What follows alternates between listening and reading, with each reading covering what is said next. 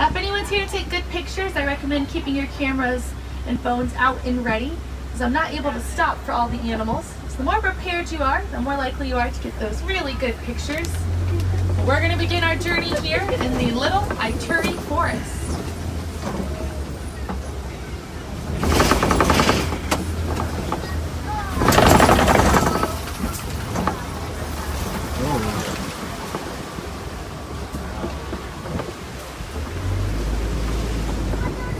Now looks like here towards the left side of the truck, we're going to see a saddle-billed stork. Those storks can grow to be about 5 feet tall, and typically they'll mate for life as well.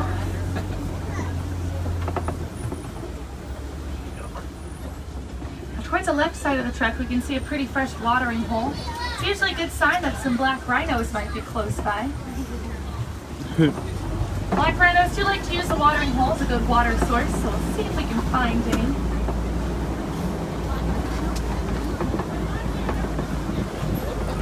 Is it hiding in the water? They might be out foraging for food. They do eat pounds and pounds of plants a day. They are herbivores. Black rhinos are known for their 2 horns made out of keratin, the same thing our fingernails and hair are made out of. Unfortunately, their numbers are decreasing in the wild, and that is because of poaching.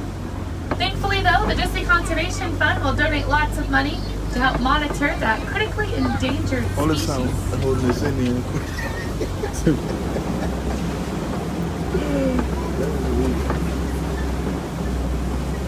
Towards the left side of the truck here, we can see some bongos. Oh, what Bongos is are known that? as the ghosts of the forest because they're shy and reclusive nature. And there are some greater kudu near the bottom as well, camel-colored animals. Oh.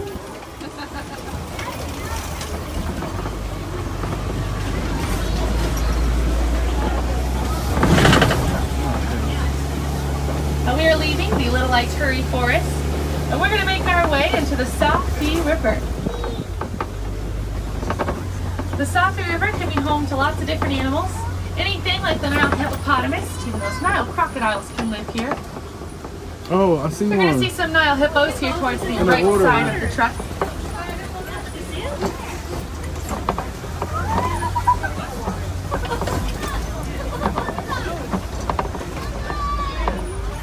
A group of hippos are known as a bloat. Hippos have glandular skin, which means their skin can sweat, and their sweat's actually red. And towards the left, these birds are pink-backed pelicans. They get their name because during mating season, their back does turn a nice pink color.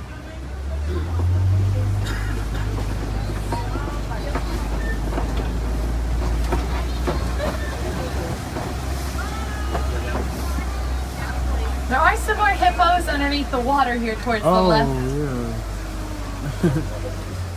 Again, hippos are herbivores. They can eat up to around 60 pounds of plants a day.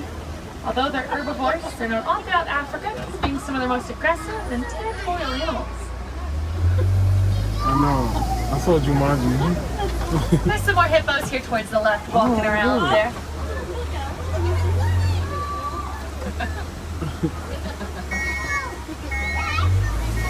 Now we are going to see some Nile crocodiles here towards the left side of the truck.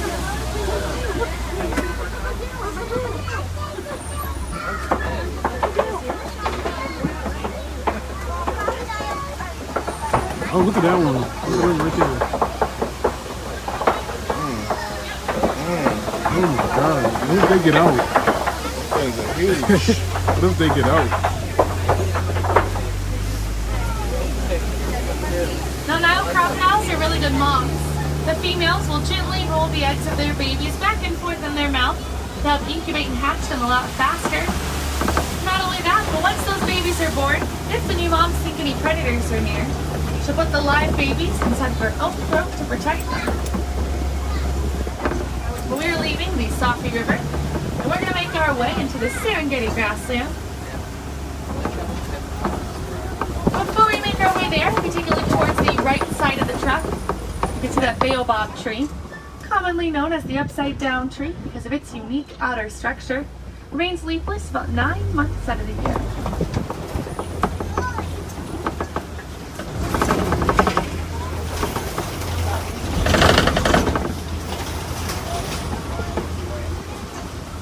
Now, the African savanna is a really diverse ecosystem, home to lots of different animals. Anything like giraffes to elephants to even Africa's big cats can live here. Because it is so diverse, that's why it's important that we protect it. You all can help save the savanna simply by recycling more.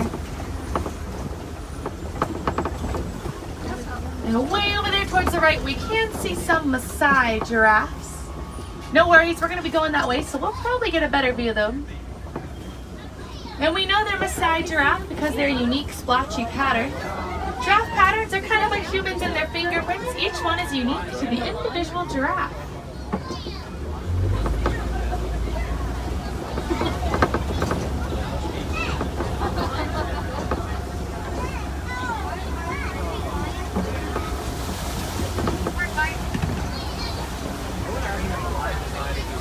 Now towards the left we can see some hyenas. Oh my god, I never seen one before.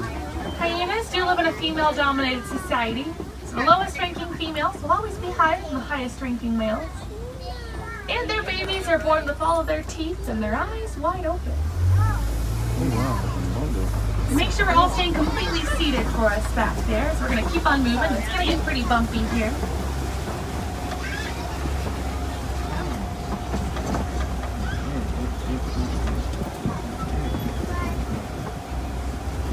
And we're going to see some termite mounds towards the right and the left sides. Termite mounds are made from dirt, dung, and even saliva. Although they're made from those organic materials, after they bake in the hot African sun, they become just about as hard as concrete. And we are going to see a tower. That is what you call a group of giraffe. So we'll see this tower here towards the left side of the truck.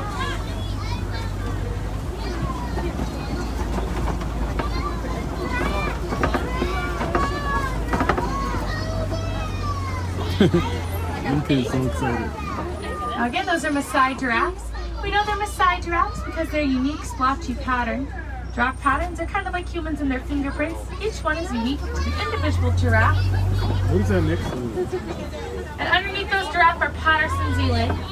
They can grow to be one of the larger species of antelopes. That must be a up person. Now baby giraffe are born at about 6 feet tall. Even though they're that tall, they only sleep 30 minutes a day. And they don't even do that all at once. They usually just take little 5-minute power naps here and there. Like, you feel like a cat. Oh, yeah.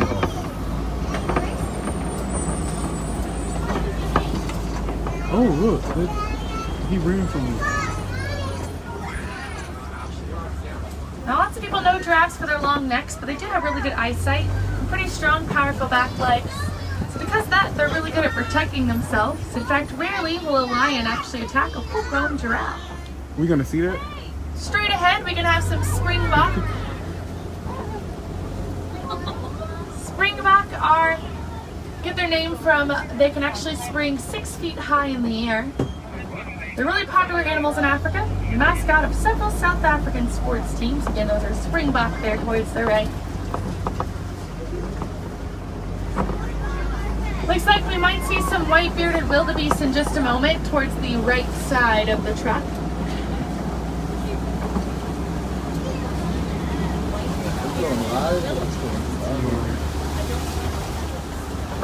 And over 1.5 million wildebeest will migrate over 500 miles every single year. While they're migrating, they can go about 5 days without consuming any water at all. Oh, we'll see another giraffe here towards the left as well. Look at that. Why is so? What is it doing? It's walking. Oh, look. Yeah, you'll see those wildebeest here. Got one crossing the road.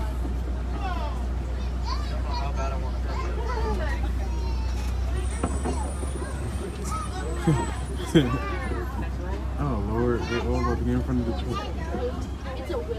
Usually when one crosses, they all want to cross, so I'm going to go nice and slow here.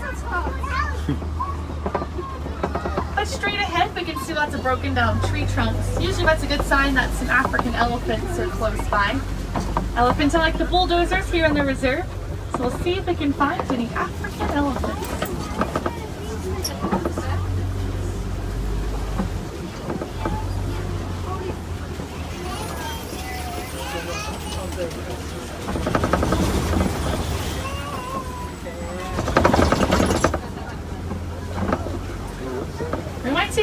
mandrills towards the left. Mandrills are a species of monkey best known for their bright colored faces and backsides. Typically they'll eat until their stomach's completely full, shove a lot of food in their cheek pouches, just saving it for later.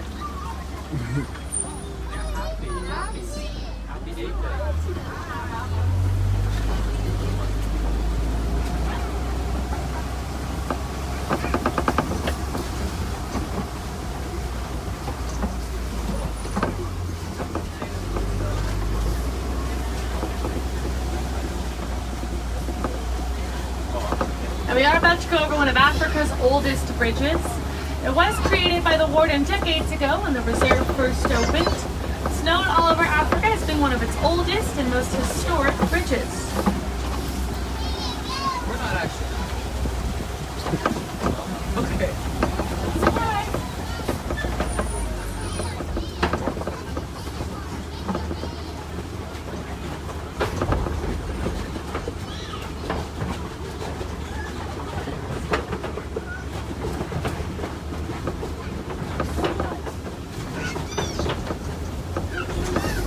And we can see some red clay pits. That's usually a good sign that more elephants are close by. Elephants do enjoy eating the red clay. It's really high in minerals they can't get from the plants that they eat.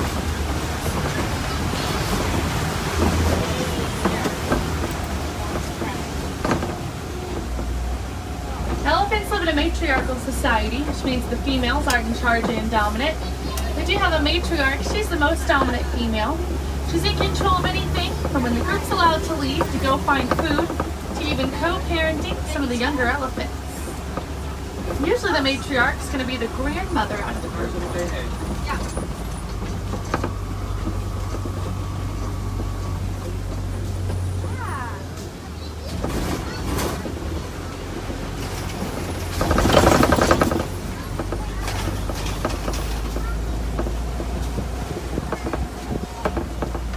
Elephants do have one of the world's longest gestation periods. They're pregnant for about 22 months. Yeah, it's 2 years. Their babies are usually born at around 200 pounds as well.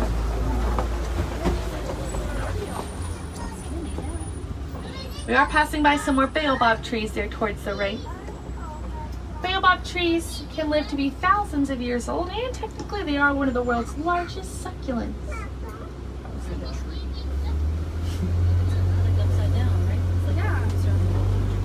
Yeah, but that part just looks like our house. Where is that? Is that a line?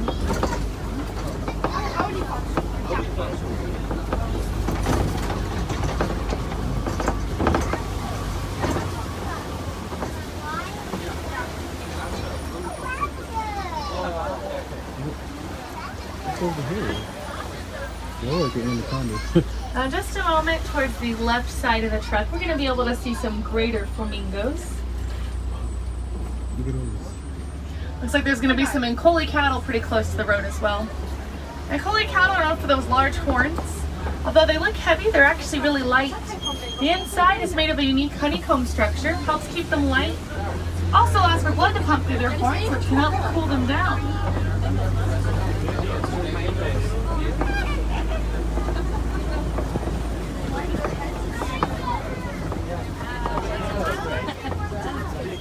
Oh my god, look how close it is, Josh.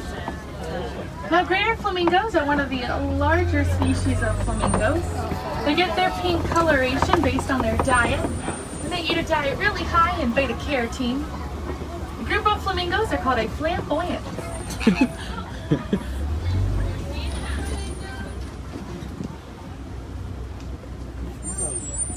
And flamingos do like to stay in large groups of about 50 to 200.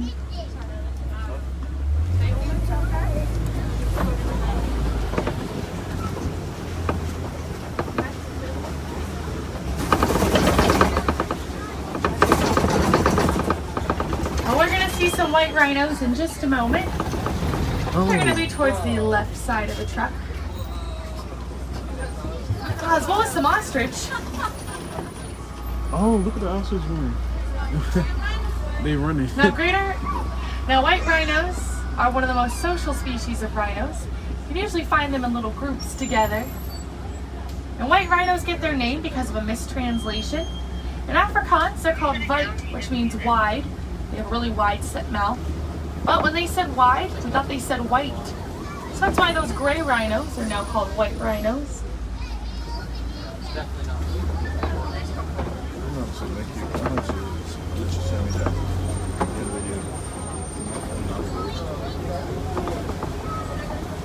That's what I do in the road.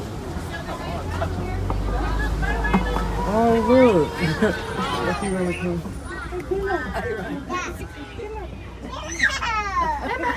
Now, a group of white rhinos are known as a crash. That's because they can weigh up to 5,000 pounds. Yeah. They run 35 miles per hour, and they have terrible vision. So the group name Crash is a pretty good name for them.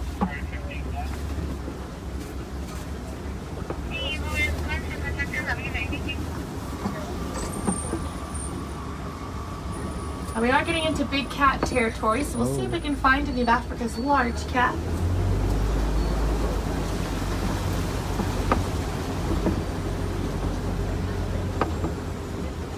Looks like I can see a cheetah. It's really hard to see. It's walking around towards the left. A cheetah. Let's see if we can get a better view. Look way back there towards the left. You can see him standing back there. I don't see The it. group of cheetahs are known as a coalition, and they are one of Africa's fastest running animals, although they can't keep those speeds for too long. Oh, I see him now.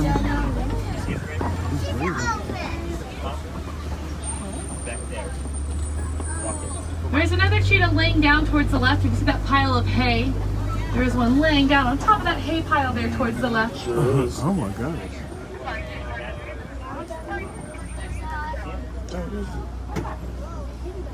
Now straight ahead we can see a kopie. The kopie is a large rock formation. Usually means that lions are close by. Lions do like to lay on the kopie, as it can help give them a good vantage point, so they can look out for any potential prey. We'll see some lions there towards the left side of the truck.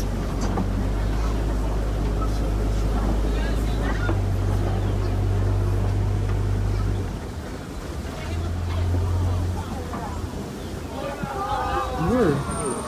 The lions do sleep 16 to 20 my hours God. a day. Dang. That's because they're really active at night. At night, the females will do a majority of the hunting, while the males stay back to protect Oh my those God. cubs. If that thing was to come down here. Even though they're going to separate, they're still able to communicate. Because you can hear a lion's roar from about 5 miles away.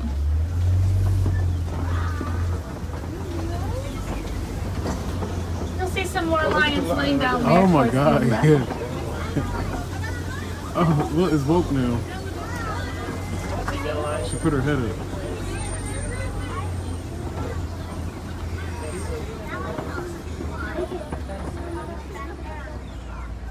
Lions do have really good vision. During the day, they're able to see just about as well as the average human. But at nighttime, their vision is 6 times greater than that of the average human. So their good vision, with their padded paws, makes them really God, I successful got good nighttime vision. hunters. She just chilling. There's another lioness there towards the left as well. Sure is. Oh yeah.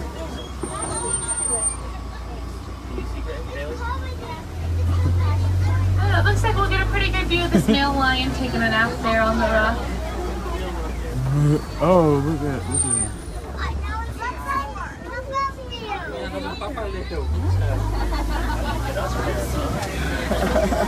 They must get him something to sleep. I'm just saying, man. What the heck? They wake up and get hungry.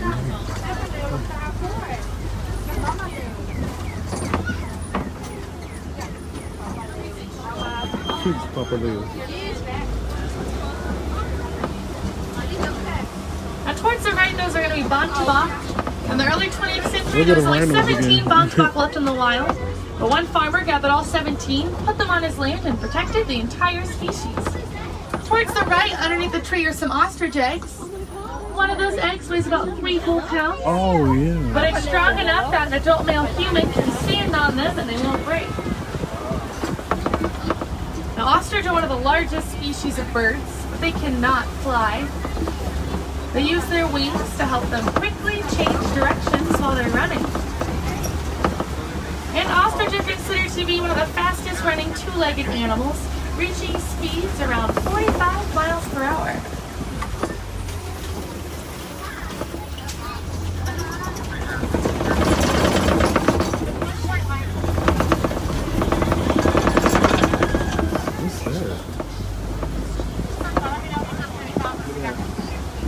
Towards the left, we can see a scimitar horned oryx. The oryx can go months without drinking any water. He only needs to drink water when his body temperature reaches over 115 degrees.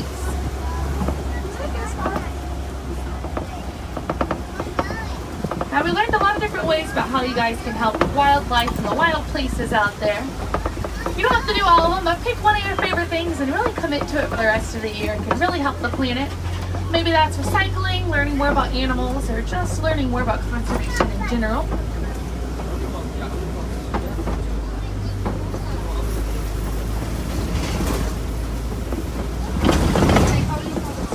Now our time together is coming to an end. That's okay though, because you're officially a part of a herd now. Harambe Desking come together in Swahili. So I like to encourage you all to come together to help save the wildlife and wild places out there. You all can help